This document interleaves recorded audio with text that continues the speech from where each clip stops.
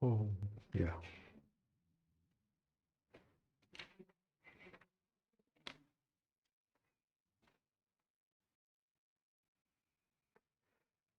Om Shri Gurubhyo Namaha Harihi Om Shruti Smriti Purana Namalayam Karunalayam Namame Bhagavatpada Shankaram Loka Shankaram Ramaya Rama Bhadraya Ramachandraya Vedhase Raghunathaya Nathaya Sitaya Pataye Namaha Kujantam Rama Rameti Madhuram Madhuraksharam आरुह्य कविता शाखां वंदे Valmiki कोकिलम् ētachChrutvā mahātējāḥ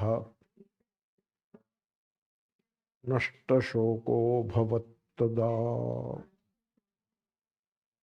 dhārayāmāsa suprītaḥ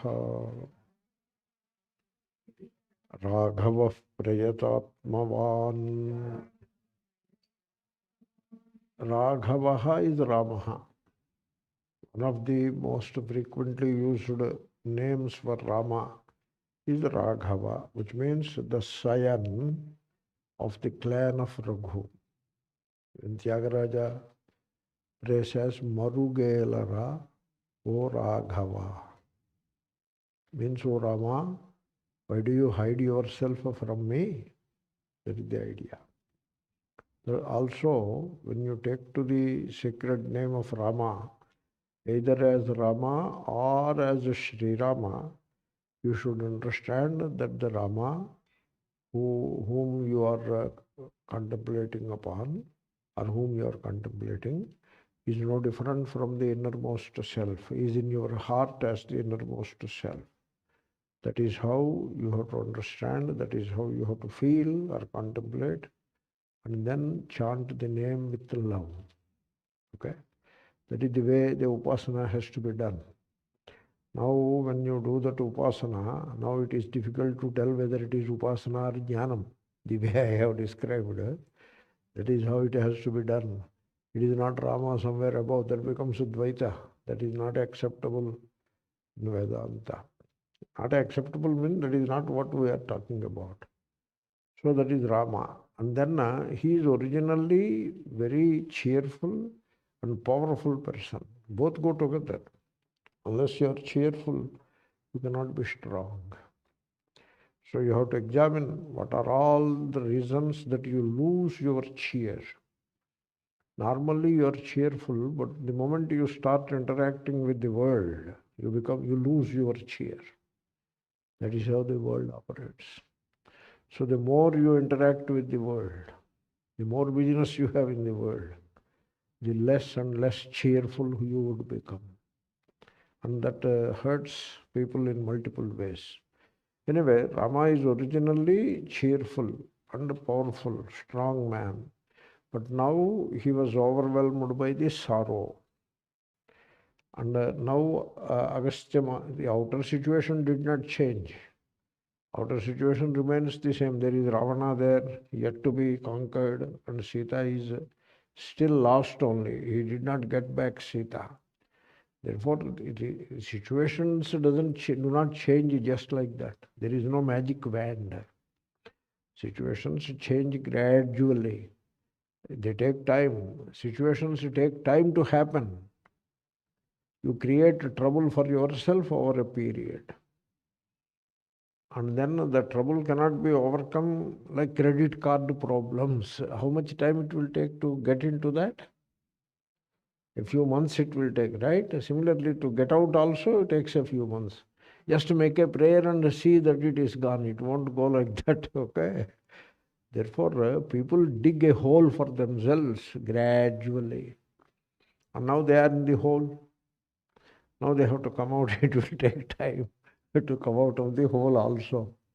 Therefore, the outer situation did not change, but still he became free from the sorrow, the burden of sorrow. He became free from that. naṣṭaśōkō'bhavattadā. What happened in between? What happened is, the advice of Agastya Maharshi, he took it to his heart. dhārayāmāsa suprītaḥ. He was very happy to receive that advice. The advice The Vedanta, when you study Vedanta, you become happy or not? You become pleased, happy. That means you are getting the right message. Suppose you are doubtful after studying Vedanta, you are doubtful, then you are not getting any message. When you get pleased with the message, that means your heart is sending the right signal to you. Your inner conscience tells you this is the path to follow. Because in the world there are many people who blabber many things. They talk all kinds of things. Not knowing the Shastra properly, not having the right language, not having the right thinking, not having the right spirit, not having the right love for others. All these are missing in the gurus of the world. There are the exceptions. So Agastya Maharshi is the right person to give the right advice to Rama at the right time. And Rama was very happy to receive that advice. And he held that advice in his heart. Dhārayāmāsa. What is the advice? Surrender to Lord Ishvara, who is in the form of the sun before your very eyes. And then take the job seriously and commit yourself to the hard work that is waiting before you. That is the advice. The advice is not just to do the prayer and allow things to happen in your favor. That is not the advice. Because they won't happen like that. Just you make prayer and then you expect God to do all that. People expect God should come home, take the broomstick, clean the whole place and go away. That is what you want to do, God to do. That is how people behave. Why should God do that? Because I am doing prayer. What kind of attitude it is? You pray all right, but you see, if I have to describe the entire philosophy in one word, that one word would be self-reliance. That is what Rama has become now. Because in sorrow, when you are overwhelmed by sorrow, you are no more self-reliant. You want another shoulder to cry on. Or you want some magic wand to remove your sorrow and to change the outer situations. Such things do not happen. Outer situations won't change. You know, there is a prayer. You know what is the prayer? I will tell you, you will laugh if you know the prayer. The prayer is, the person knows that his wife has become pregnant. Okay? So that means already the pregnancy is 4 months old, something like that, right? Now he prays, oh God, give me a son. What is the meaning of that? The gender of the child is already fixed.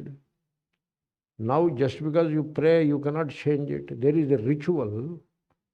There was a big discussion about this ritual in Tirupati when I visited Tirupati for something else.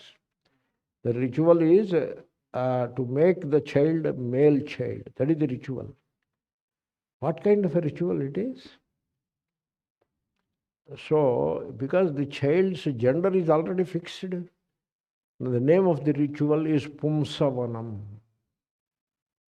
Pum Savanam, Shui Praniprasave. Savanam means giving birth of the male child. That is the ritual. Now, okay, the lady will give birth to a male child if the child is male. How a ritual can change it? This is how we convert the religion. This is how we become psychologically dependent upon the religion to fulfill our meaningless desires without putting the required effort. So my son should pass in first class. So you do big puja. Very tough it is. Therefore, Rama is ready to take up the job into his hands and work hard and make it happen. And at the same time, he surrenders to the higher power which is shining yonder as the solar orb. That should be the spirit. So what we call is self-reliance. So when you help yourself, the nature will help you. God will help you. You can achieve anything. Nothing is impossible for you. Be self-reliant. That is what Rama is. Prayatātmavān. That is the meaning of prayatātmavān.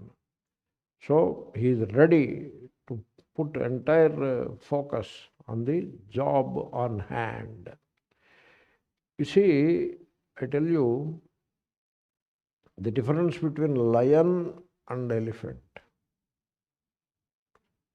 So, elephant is most powerful animal in this creation. It can move mountains. That much power it has. An elephant can trample 6 lions under its feet. The elephant cannot approach from the front. The lion cannot approach from the front. Elephant will catch it with its trunk and throw 100 yards. That is the power of the elephant. But the elephant remains at a huge disadvantage because the elephant is afraid. Did you understand anything about elephant behavior? Elephant is constantly afraid. That's why they live in herds. And when the herd, all the elephants go to sleep, one elephant stands and holds guard. And the child elephant, even if a dog barks, it runs to the mother elephant. Even if a dog barks, that is how the child elephant, the middle-aged elephant and the old elephant, they live in fear. No self-confidence. In a way, we live like that. The elephant believes that it is weak. Like Rama believed that he is weak before Aditya Hṛdayam. And the law is, if you believe that you are weak, you are condemned to be weak. You must be weak. You become weak. Therefore, so you work hard and believe in yourself. Then another principle of Vedanta is there. These people have to understand with an open mind. People believe that they believe in God. People are sure that they are very religious, they believe in God. Why you think that you believe in God? Okay, we think that you believe in God because you are doing all kinds of rituals. Therefore, we have to think that you must be believing in God. Otherwise, why will you do all those rituals? So we all believe that you believe in God. But what about you? Do you believe in God? Yeah, I believe in God. No. You want to believe in God. You are still doing rituals hoping that you believe in God. You wish to believe in God. You really do not believe in God. If you believe in God, you will not be afraid.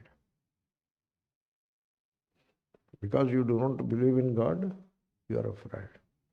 Why don't you believe in God? Shall I tell you the reason why don't you believe in God? Because you do not believe in yourself. Swami Vivekananda used to say, the one who cannot believe in himself can never believe in God, in spite of outer appearances.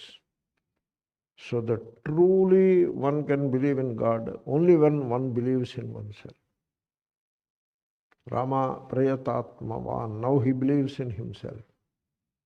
And therefore, he believes in God. He believes in himself. They go together. You believe in yourself, therefore you believe in God. You believe in God, therefore you believe in yourself truly. So, that's why Rama is now ready. He is happy to take reins into his own hand. Reins of life into his own hand. You know, man is the master of his own destiny. Okay? You should not put faith in stories and fables. You should put faith in yourself. What is the story? Somebody did this puja and became very rich. You must have heard all kinds of stories. Therefore, you do this puja yourself, you will become rich. How do you know? Because that fable says so. So you put faith in the fable. You do not put faith in yourself. What a misfortune. Therefore, don't put faith in myths and fables. Put your faith in yourself. Do you know, for every ritual, there is a story that follows? Vratam they call. Satyanarayana Vratam, a story follows. Ganapati Vratam, a story follows. And the story is translated into Hindi, English, in all languages. You can read it, or the priest reads it. You must be knowing it. What is that story? It's a fable, which tells all about all the glory of this story, this ritual. And you know what is the nature of the story? There was one person who was in all trouble. He performed this ritual. Then all his troubles were removed by God. That is one story. And there is another person who was very rich. He did not perform this ritual. Therefore, he became a pauper. This is the story. These are the fables. One is positive, another is negative. The two fables together glorify the ritual. And you put your faith in the fables. And because the fables recommend in the ritual, you don't have faith in yourself. You do the ritual by all means, but you should have faith in yourself. That is the important difference between blind faith and understanding, knowledge, devotion with knowledge. You see, it is said even a slave is a slave only because he is free to be slave. He is free to be slave. Means he doesn't mind being a slave. That's why he remains a slave. The moment he is not willing to be a slave, he will not be a slave. He will die, but he will not be a slave. So, therefore, we are prosperous because we worked for it and we believed in ourselves. And we are suffering because we created the suffering for ourselves. So we are enslaved because we allowed ourselves to be enslaved by the things of the world. Therefore, you see, you should believe in yourself to the extent, this I do in meditation also. You have to believe in yourself to understand that before me there was no world. The world is my creation. You are sleeping. Is there a world? No. I wake up. Now I am, and there is a world. Therefore, the world is my creation. It was I who raised the sun from the sea and put it in the eastern horizon. That is the kind of self-confidence you have. And such a person who is tremendously self-confident, he will have a great love for that higher power called God. So that is the glory of this Āditya Hṛdayam and Rama. Rāghavaḥ prayatātmavān. The idea is there is the power in us. Rama mahātējāḥ. There is great prowess in him, but it was covered up by sorrow and depression. Now it has come up again. And then he was doubtful whether he will be able to win over Ravana. Now he is sure that he can defeat Ravana. I tell you, even when you have to be prayerful, you should love God, you should surrender the ego to the God, but at the same time, you have to uplift yourself. When you are ready to uplift yourself, God will help you. Nature will help you. Therefore, how to uplift yourself?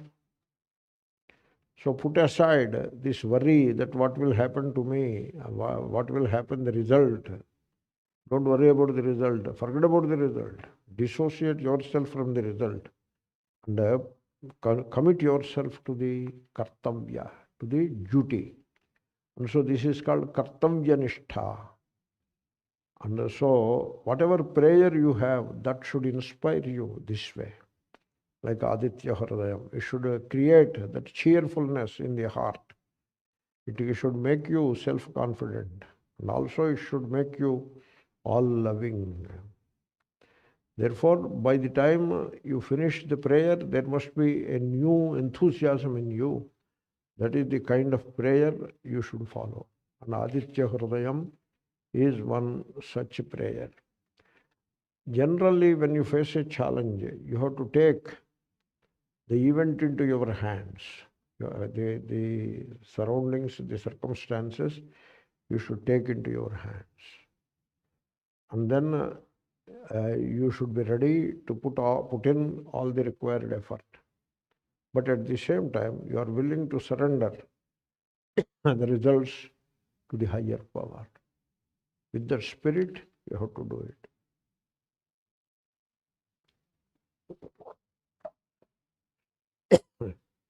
Let us say the verse. ētachChrutvā mahātējāḥ naṣṭaśōkō'bhavattadā dhārayāmāsa suprītaḥ rāghavaḥ prayatātmavān ādityaṃ prēkṣya japtvedam paraṃ harṣamavāptavān trirāchamya śuchirbhūtvā dhanurādāya vīryavān. Here there is a sequence for all these half verbs. So ādityaṃ prēkṣya, that is the first half verb. Having seen the sun, then trirāchamya, having sipped the water thrice, āchamanam, śuchirbhūtvā, having become pure in the heart, that way, japtvā, then having recited this prayer, paraṃ harṣamavāptavān, that is the sequence. He became very happy. The prayer must be like that. By the time you finish the prayer, you should not become tired and bored. Suppose the prayer is on and on and on. Sometimes they start 1,000 names. They should have started 100 names. Even Shankara advised, Sri Krishna advised, take up only that much work that you can easily perform. Don't stretch yourself too far.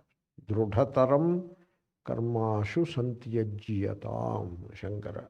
Too hard work. Ritual, don't take it up. You give it up immediately. And do a ritual which you can do with enthusiasm, cheerfulness. At the end of the ritual also, you should remain enthusiastic. Suppose you light one lamp before God, you will remain enthusiastic. Suppose you put 100 lamps, put them in a sequence, put oil in all of them, put wick in all of them, and then light all of them. You will be tired by the end of it. Enough of it, now you go and have breakfast. That is the feeling you get. Therefore, one light or 100 lights, it is the same. So, the prayer should be, the size should be meaningful. And it should not tire you down. It should not make you tired. So, the prayer must be inspiring. You should know the meaning, then only it inspires. You just sit there and go on putting flowers. Somebody reads the names.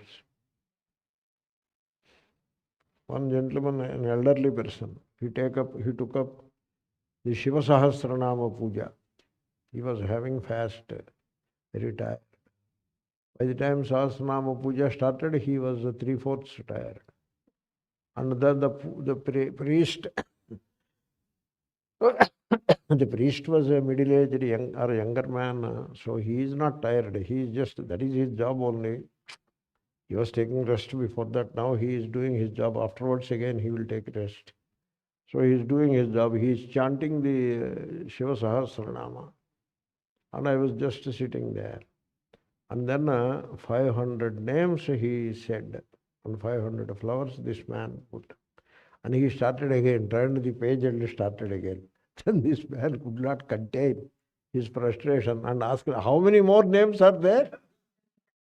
Will it ever come to an end or not?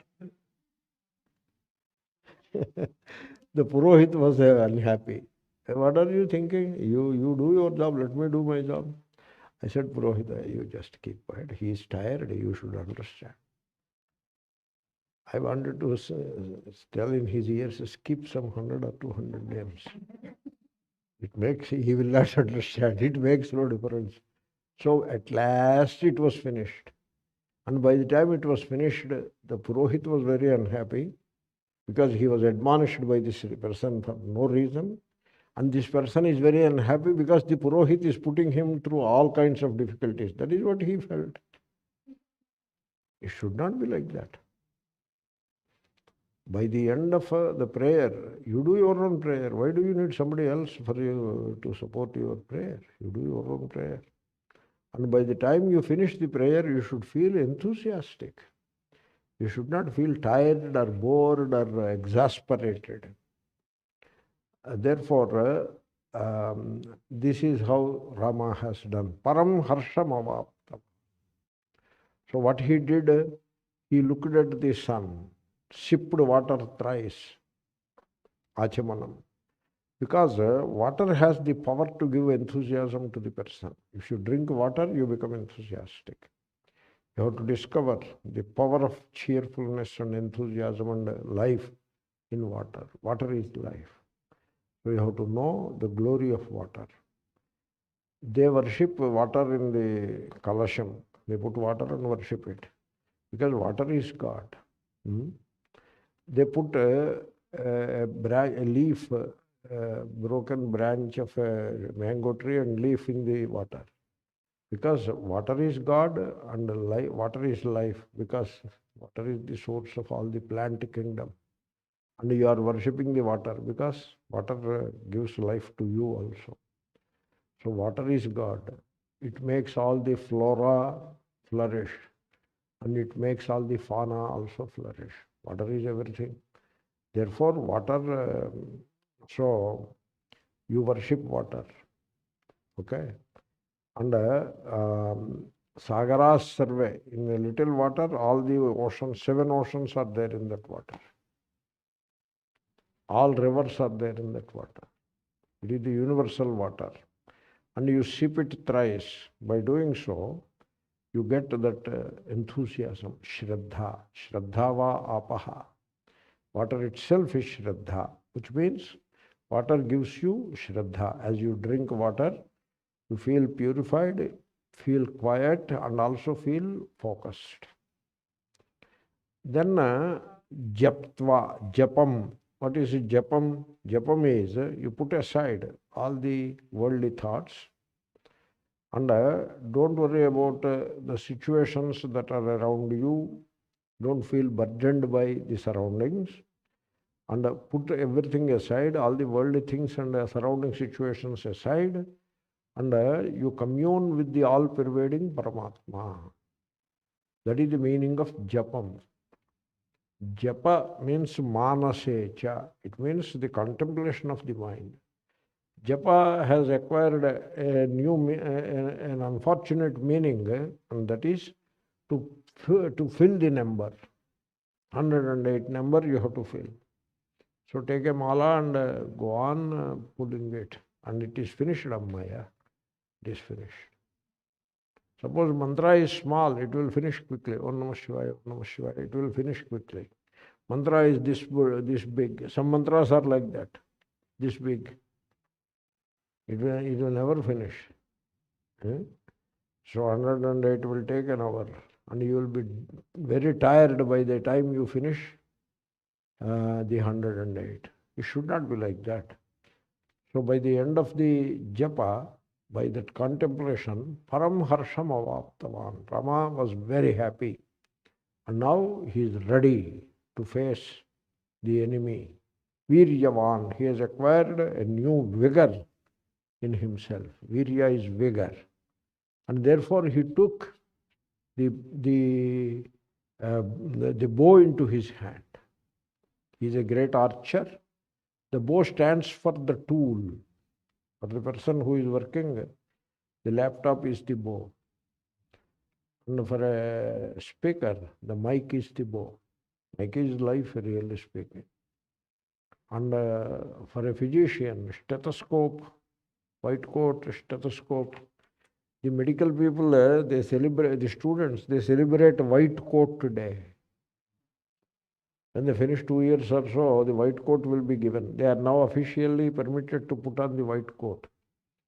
Maybe there is something like a stethoscope day also. Nowadays, a stethoscope they are still holding on, or they gave it up. Because when they were doing physical diagnosis, a stethoscope. Now they stopped doing physical diagnosis.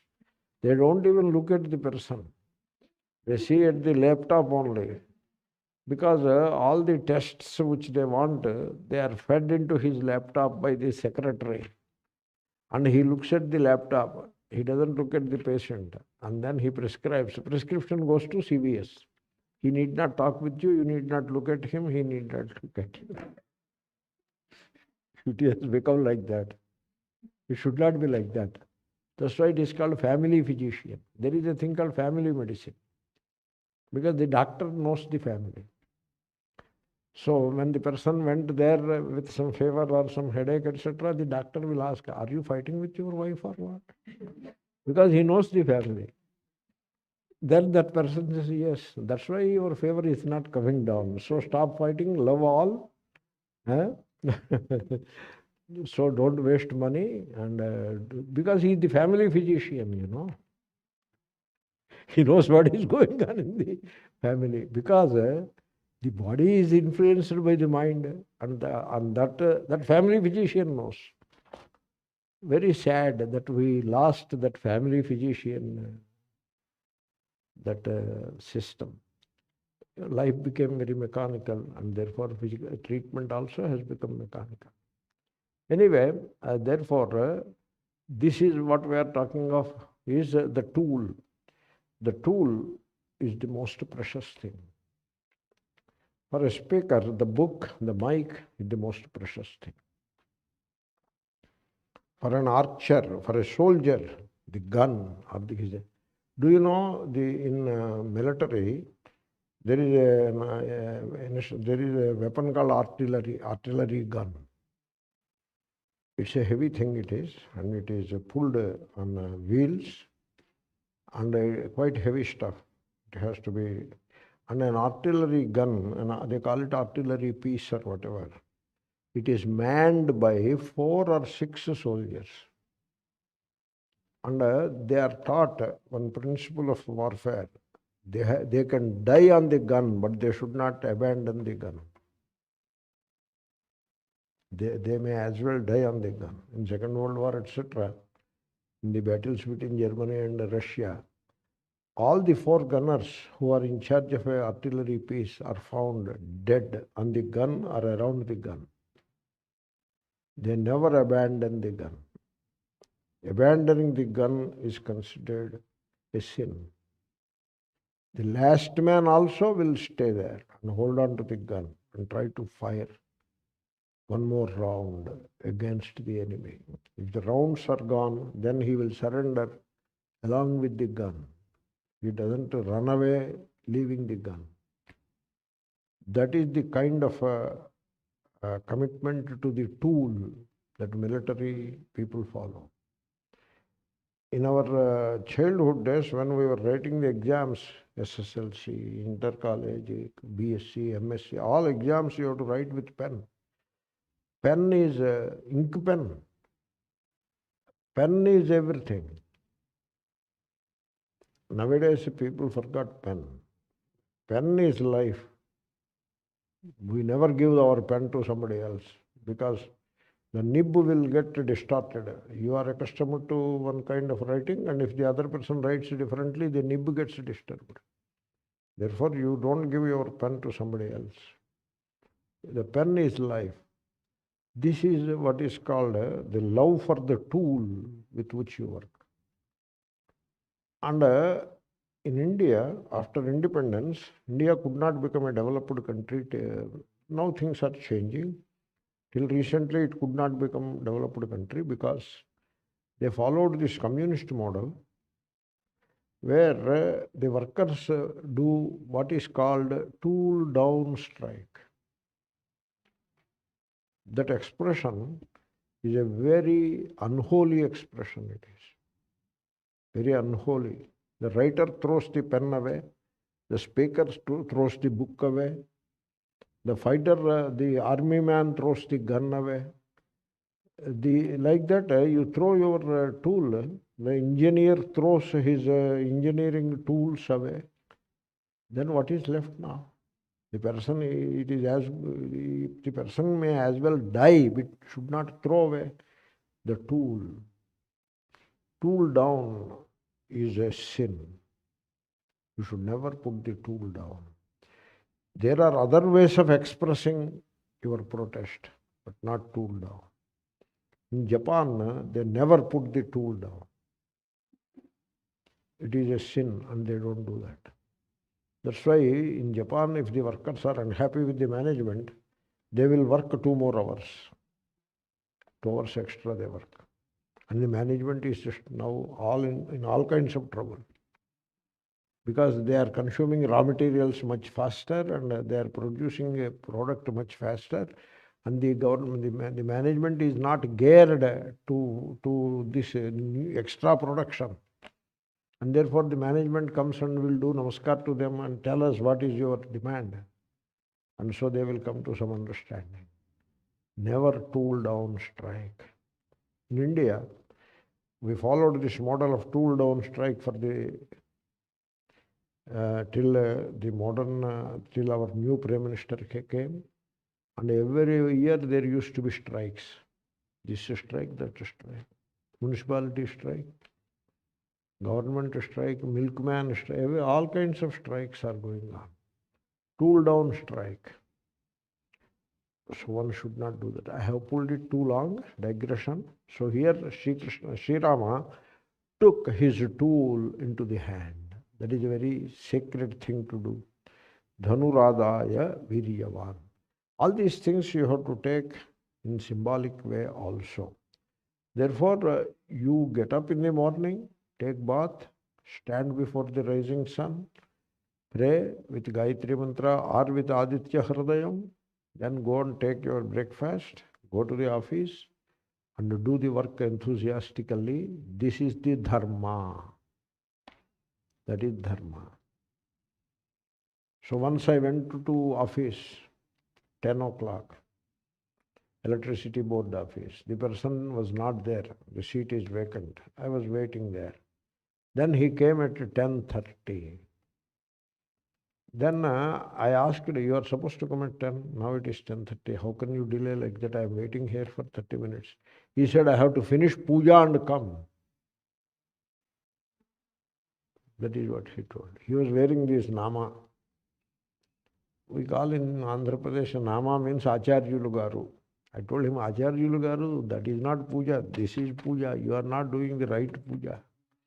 You are doing a wrong puja. Then he was very angry with me. Okay, you tell me what it is. I came to pay the electricity bill. So take money and give me a receipt. I'll go. You can do your puja. So this is how Indian people are in those days. That's why the country remained underdeveloped. In this country, how it became a superpower? Because everybody performs his duty well. That's why it became a superpower. Therefore, that is what Rama, why Rama is victorious? Because he loves his duty. Even while doing his duty, he has surrendered to the higher power. What did he surrender? The results thereof. Do you know the results of your effort are connected with the me and mine, the egotism. The ego, the greed for the result, the desire for the result, they go together. One creates the other. In fact, the desire for the result creates the ego. Now when you give up the result for the desire and commit yourself to the duty, you are not egotistic anymore. That is the real puja. So therefore, that is what Rama has done. You may wonder, suppose we don't have time to chant the entire Āditya Hṛdayam. I was saying here, even if you chant 2 or 3 verses with love, that could be enough.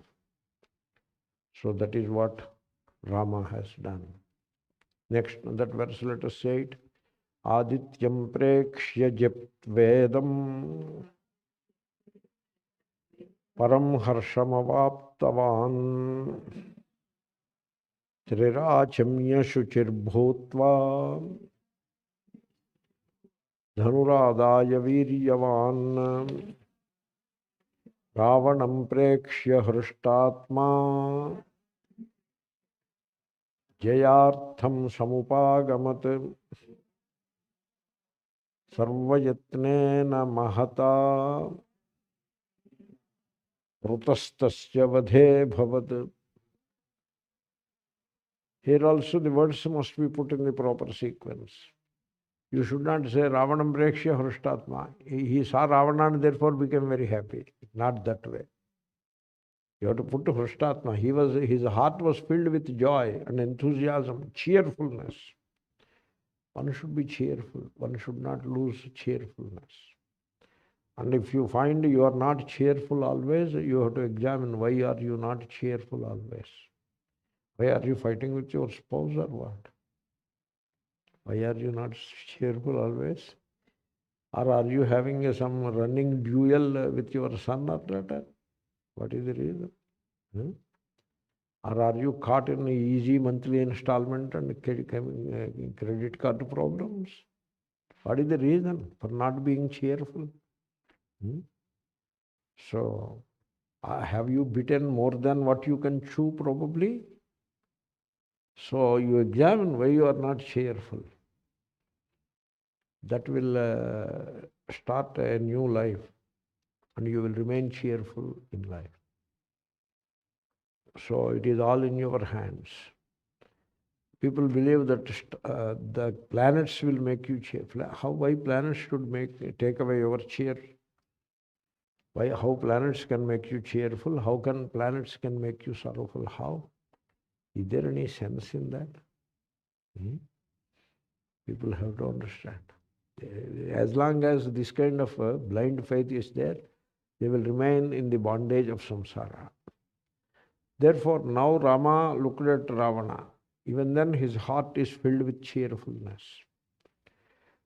And now he is ready to emerge victorious. What is victory?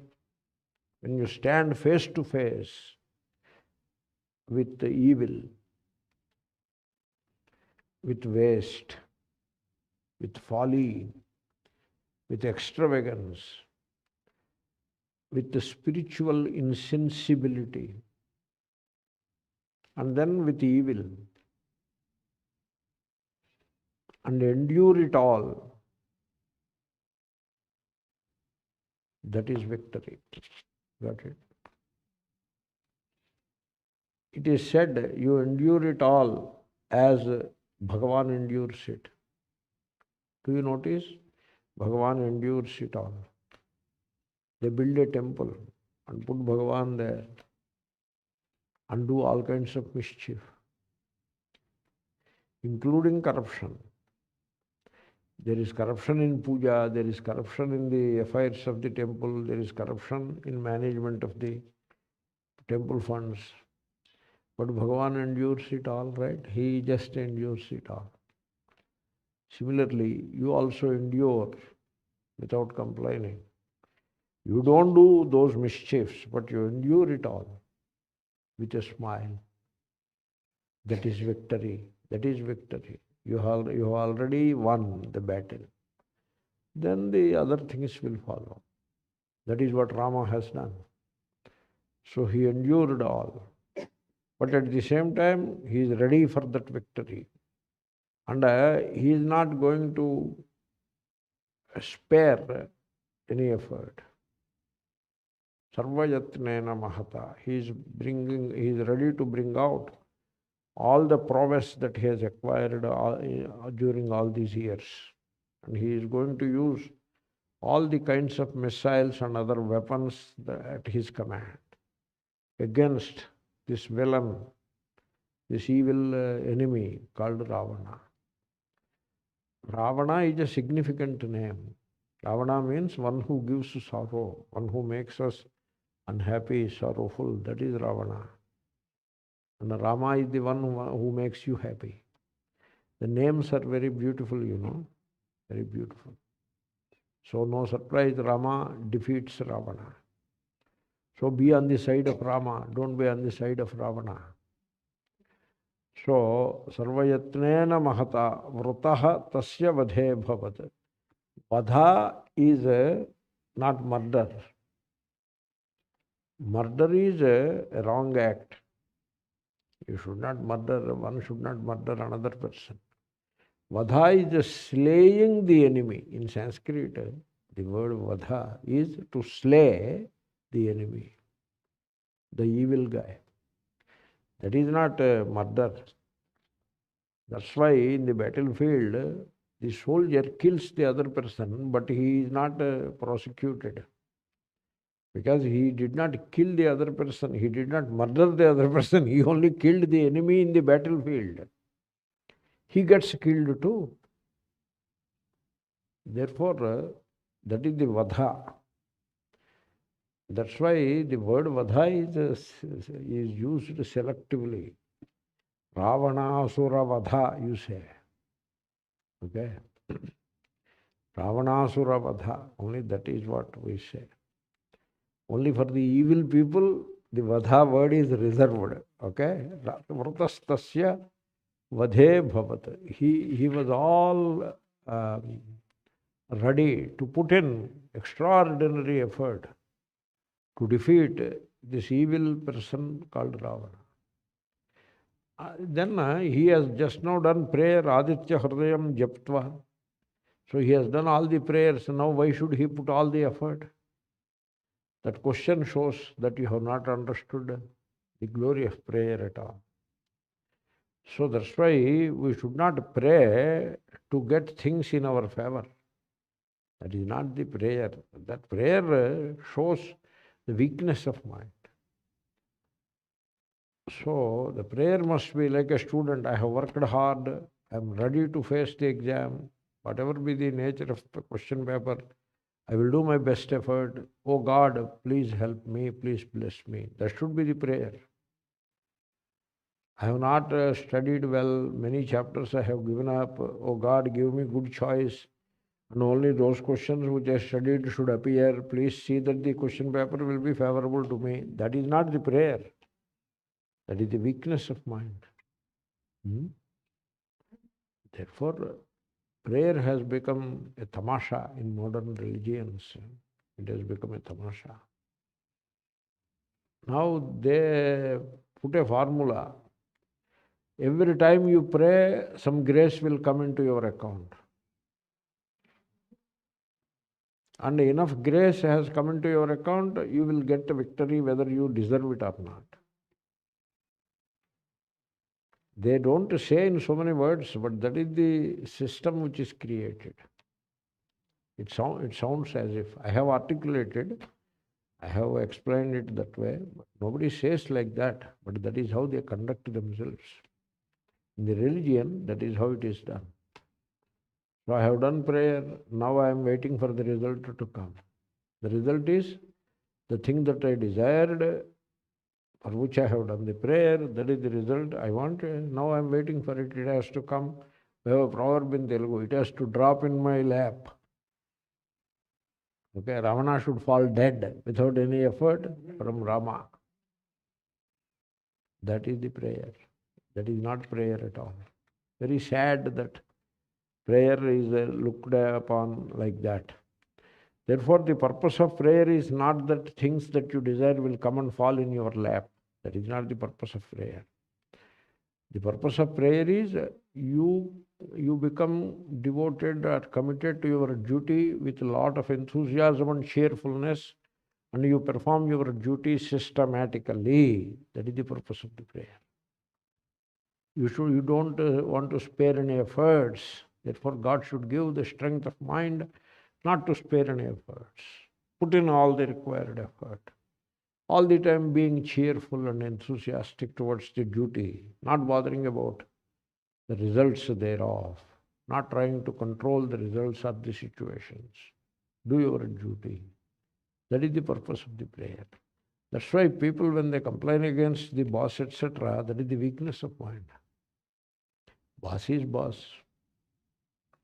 Some prarabdha made him boss and some prarabdha made you assistant.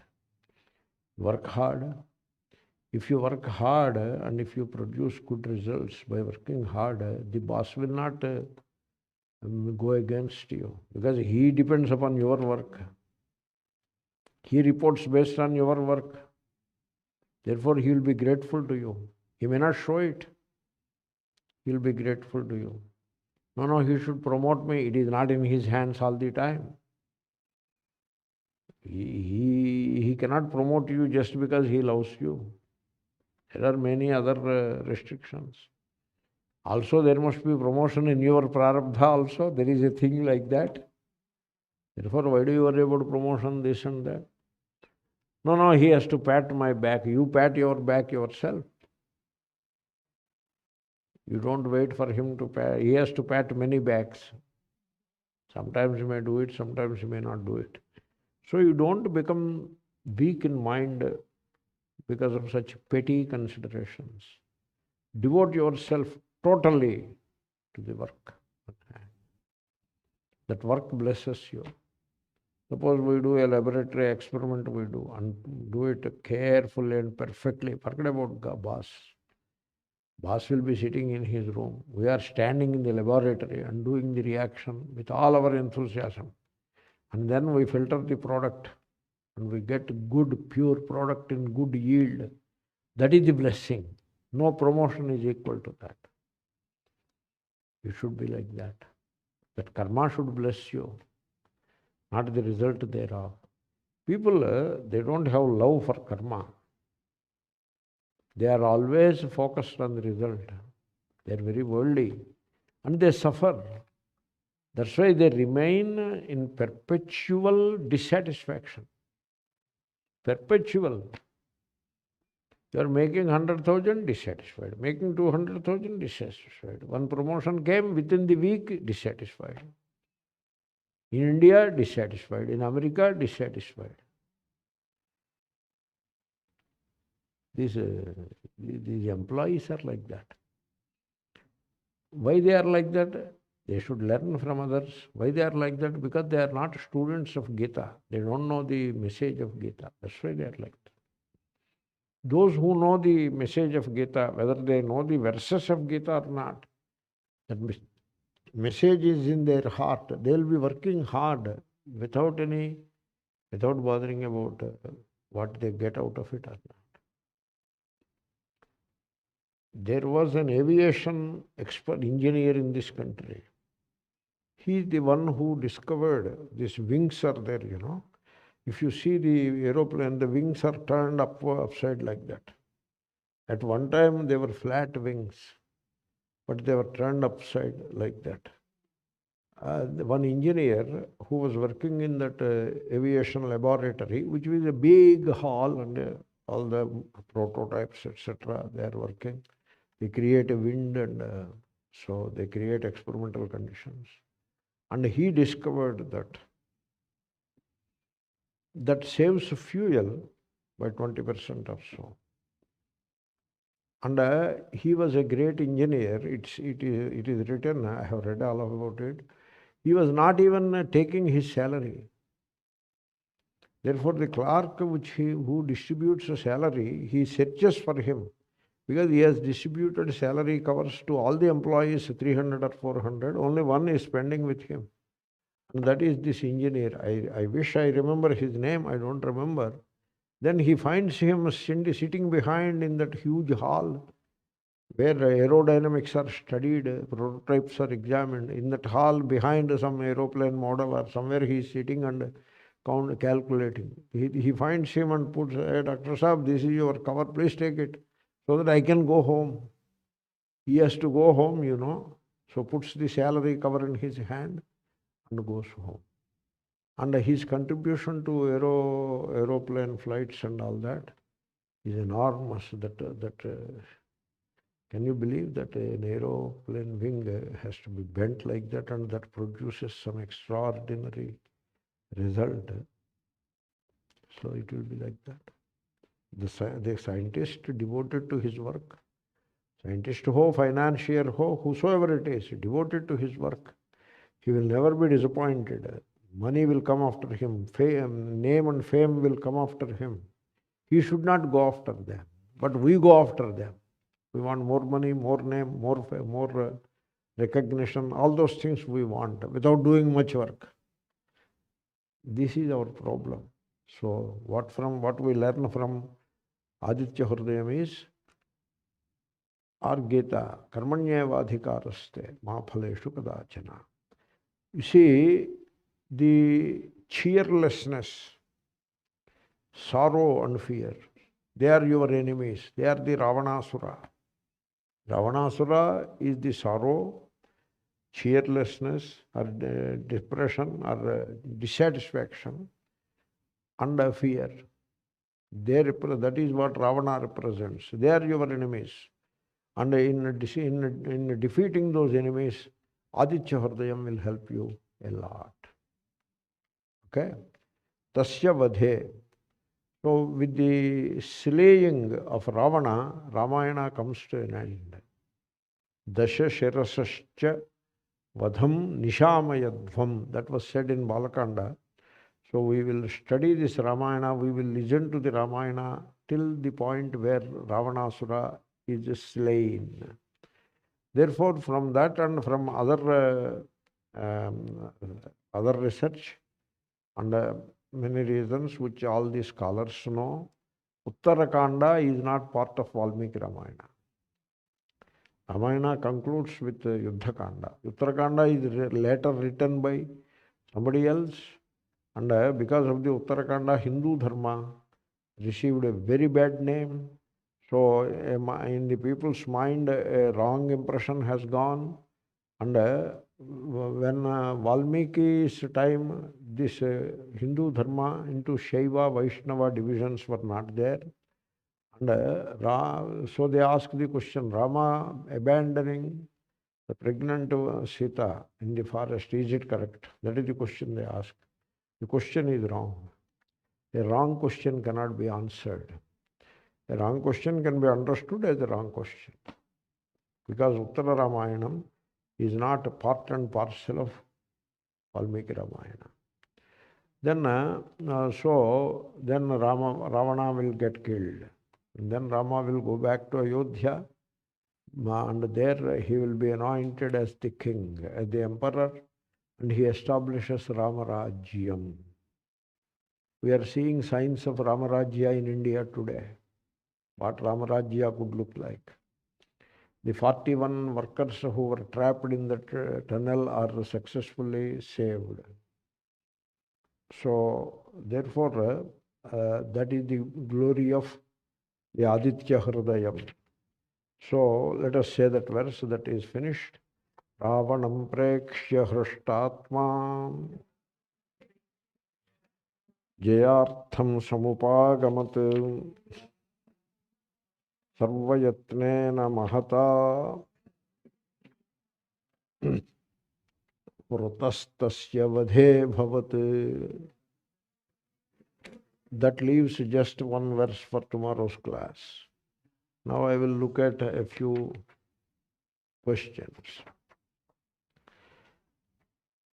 In Brahma Sutra 1.4 Bhashyam, Sri Shankara talks about all upasanas and uses examples of Vedantic upasana like Pranopasana, etc. Pranopasana is like Hiranyagarbhopasana, which is the sun, Aditya Hṛdayam. This is Pranopasana.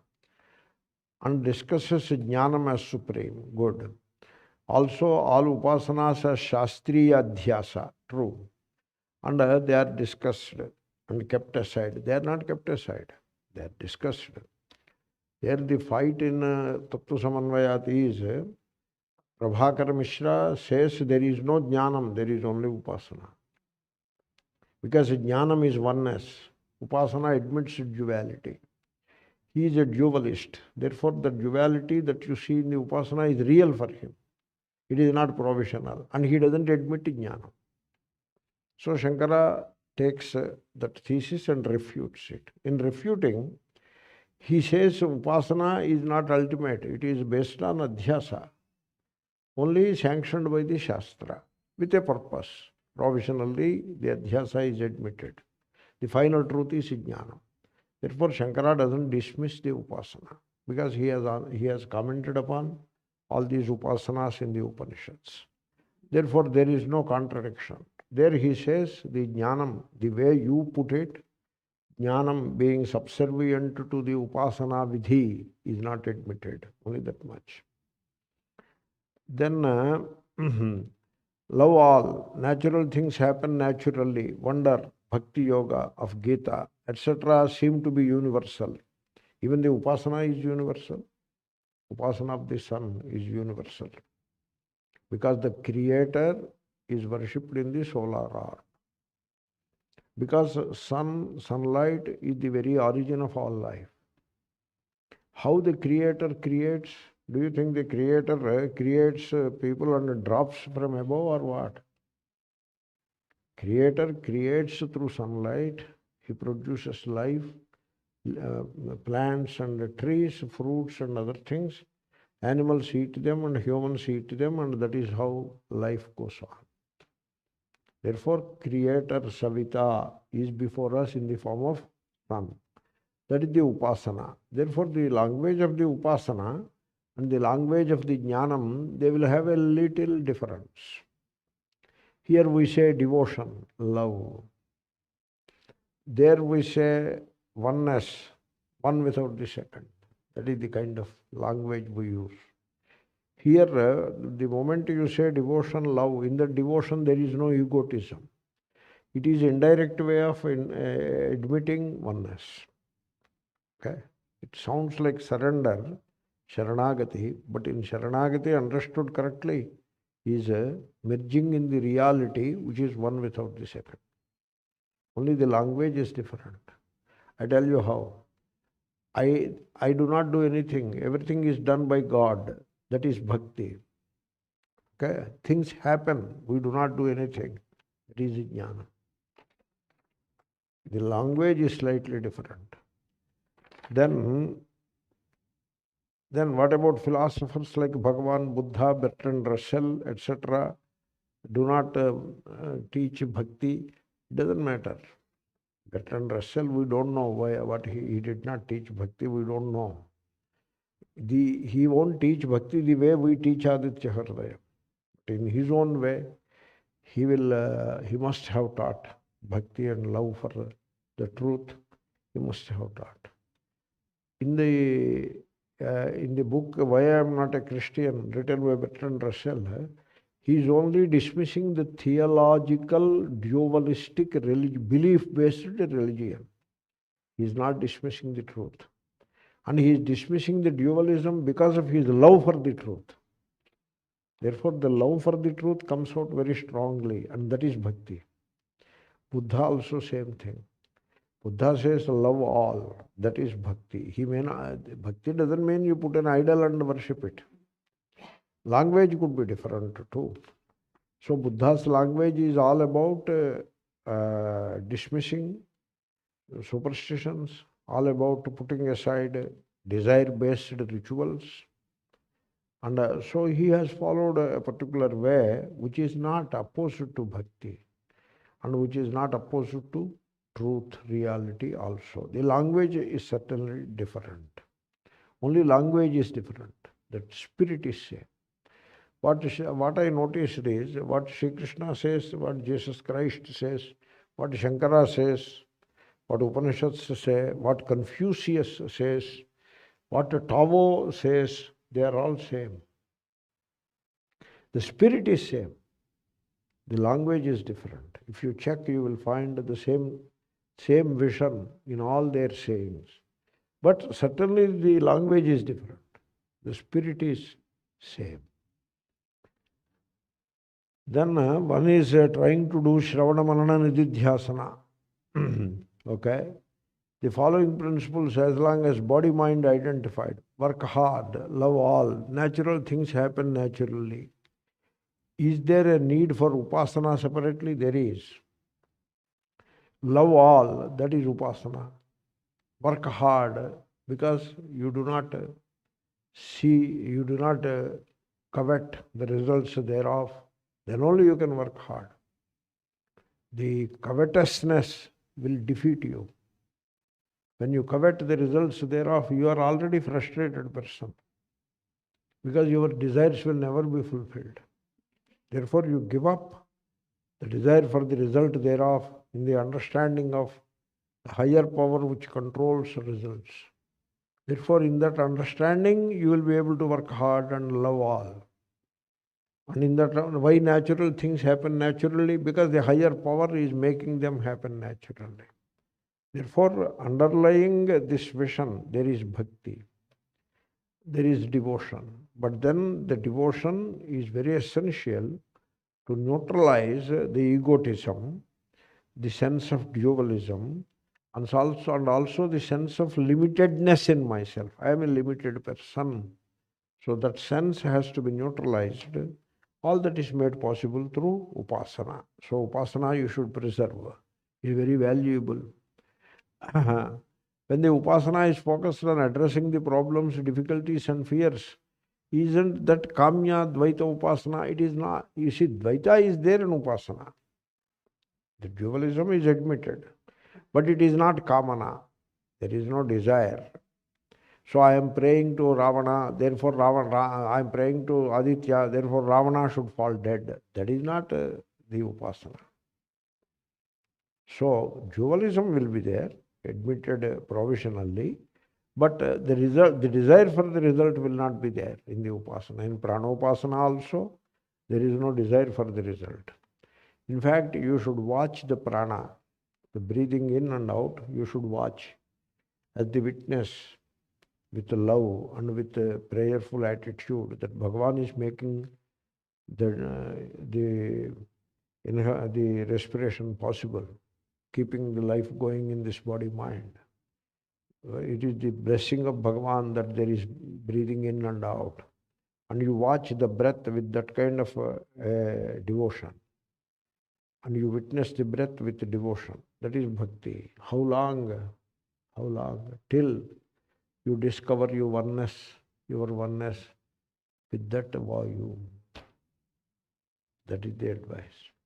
Okay?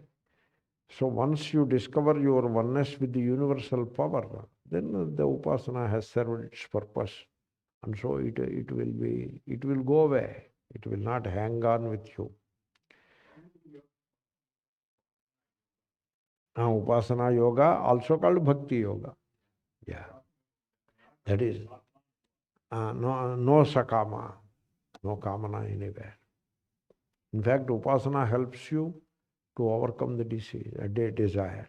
Because in the upasana, you understand that the outcomes are controlled by a higher power. And you are free from control and responsibility. That is upasana. That is surrender, self-surrender. Small self is surrender to higher power. So you should preserve the upasana and you should cultivate that love for the higher power till you resolve in it. Okay, the wave worships the ocean as long as it remains as a wave. Once it resolves, the worship is over. Oneness gets established. So the kamya upasanas that you see in the world, they are not valid. They are wrong also. So we see all these swamis, gurus, sannyasis, and sometimes grahasthas also become gurus, and they promote all kinds of upasanas for desire fulfillment. All of that is invalid. All of that you can dismiss outright. There is no value in all that. That's why your upasana should be limited to pranopasana, Aditya Hṛdayam, Gayatri mantra. It should be limited to these 2, 3, 4. Omkaropasana. Like that it should be limited. You should not go into all kinds of upasanas based on fables and myths. That you should not go after that. Then the prayer, when you are in difficulty, asking God to give strength to go through the difficulties is very valid. That is not kamana. When you ask for good health, while working in the direction of good health, and when you ask to give strength of mind to overcome that inner weaknesses of fear, desire, dissatisfaction, etc. Need the mental strength, and you seek it. That is not invalid, that is valid. Anything you seek which is already with you, it is not a desire. Arogyam is already with you, only you have spoiled it unnecessarily. You can get it back. And you seek God's help, blessing. That is not kamana. And you seek enthusiasm, hard work, love, and commitment, focus. Those things you seek from God in prayer. That is not desire. Desire is when you seek the outward thing, and when you seek the result of the karma that you are doing. So this has to be understood in the right spirit, and you preserve the upasana, the love, you preserve it. Why we need to pray to gods before initiating any meeting or anything, especially if we are not looking for results? Who said you are not looking for results? You are looking for results, you know. You are always looking for results. You start a program, you want it to be successfully completed. That is not a result, really speaking. That is part and parcel of the program only. And it is a custom. Mostly it is a custom. So you light a lamp, you make a prayer. It's a custom. Even before taking the class, I say a verse. Why I say only one or two verses? For example, Aditya Hṛdayam, I say one verse of Rama because I love Rama. And I say one verse of Valmiki without fail because I love Valmiki and his poetry. It is a prayer of love. It is not prayer seeking anything. And it is very spontaneous. Therefore, it is very valid. Then people are afraid of obstacles, and therefore they make prayer. And there is a fear in that prayer. That is obvious. You better overcome that fear. You may still keep the prayer, but overcome the fear. And you pray to overcome the fear also. But now it has become a custom. You don't need to validate a custom. See whether the custom is meaningful. Keep it. If you find it is meaningless, dismiss it. Put it aside. And some of the gurus I have seen, they spend 5 minutes in prayer. Lecture is 55 minutes and prayer is 5-10 minutes. Come 5 minutes late and settle down like a maharaja in a gaddi, and then look around and examine how many chairs are vacant, who has come, who has not come, what is he doing, why he did not come yesterday. So all these things you settle down in the mind, and then slowly start prayer. āభవtu, sahanau bhunaktu, and then that is over. Okay, now you start the lecture, Gita class. No, ātachchanyo one more prayer. And one more prayer. Then Gita prarthanam. So, ambatvām anusandadhāmi Bhagavad Gita. And like that, one more very lengthy verses, 6 or 7. You do all of them. Then 15 minutes. Then read the Gita verse and then blabber something. So, aisa ho gaya. It should not be like that. The prayer should be short. And because people are waiting for the person to start teaching something meaningful. They are waiting to receive the knowledge. It is like all the plates are put and people are waiting for the food. You go on doing prayers. Food you serve up. Prayers, what prayers now? We are all hungry and we are ready to eat. And now there is not the time for prayers. So this has become the custom misused, the custom abused. All those things will be there.